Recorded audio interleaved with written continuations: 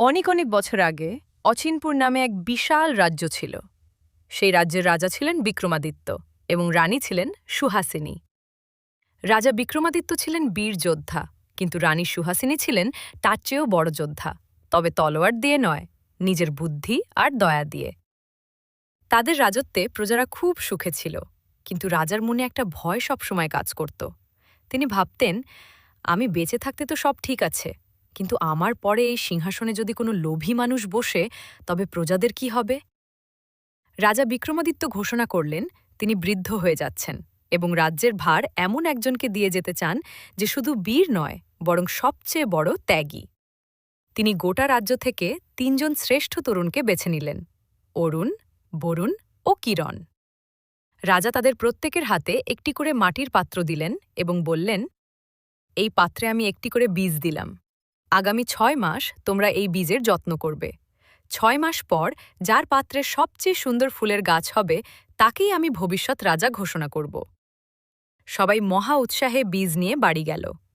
অরুণ আর বরুণ দামি সার আর গঙ্গার জল দিয়ে বীজের সেবা করতে লাগল। দেখতে দেখতে ৩ মাস পর অরুণের পাত্রে এক বিশাল লাল গোলাপ ফুটল। বরুণের পাত্রে ফুটল চমৎকার নীল অপরাজিতা। কিন্তু সমস্যা হলো কিরণকে নিয়ে। কিরণ দিনরাত সেবা করল, জল দিল, রোদে রাখল, কিন্তু তার পাত্র থেকে কোনো চারা বের হল না। মাটির পাত্রটি একদম শূন্য পড়ে রইল। চারদিকে সবাই তাকে নিয়ে হাসাহাসি শুরু করল। রানী সুহাসিনী আড়াল থেকে সব দেখছিলেন। ৬ মাস পূর্ণ হল। রাজদরবারে বিশাল সভা বসেছে। অরুণ এলো তার লাল গোলাপ নিয়ে। সারা সভা গন্ধে মৌ মৌ করছে। বরুণ নিয়ে এলো তার নীল অপরাজিতা। সবাই ধন্য ধন্য করে উঠল। শেষে এলো কিরণ। তার হাতে একটি শুকনো মাটির পাত্র, যাতে কোনো গাছ নেই। লজ্জায় তার মাথা নিচু হয়ে আছে।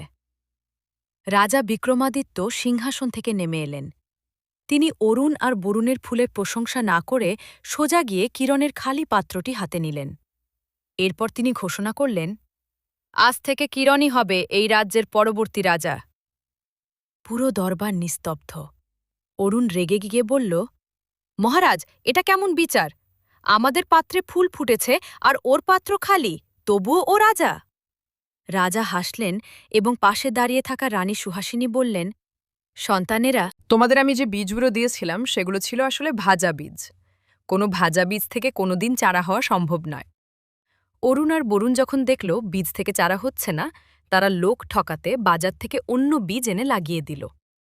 কেবল কিরণই সৎ ছিল। গাছ না হলেও সে বীজ পাল্টায়নি।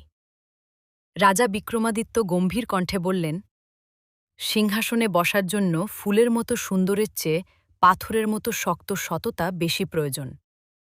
যার নিজের ভুলের কথা স্বীকার করার সাহস আছে, সেই প্রজাদের সঠিক বিচার করতে পারবে। এই গল্পটি আমাদের ৩টি বড় শিক্ষা দেয়। ১. সততাই সর্বোত্তম পন্থা। সাময়িকভাবে জয়ী হতে মিথ্যার আশ্রয় নেওয়া সহজ, কিন্তু দীর্ঘমেয়াদে সততাই মানুষকে শ্রেষ্ঠ আসনে বসায়। ২. ফলের চেয়ে প্রচেষ্টা বড়।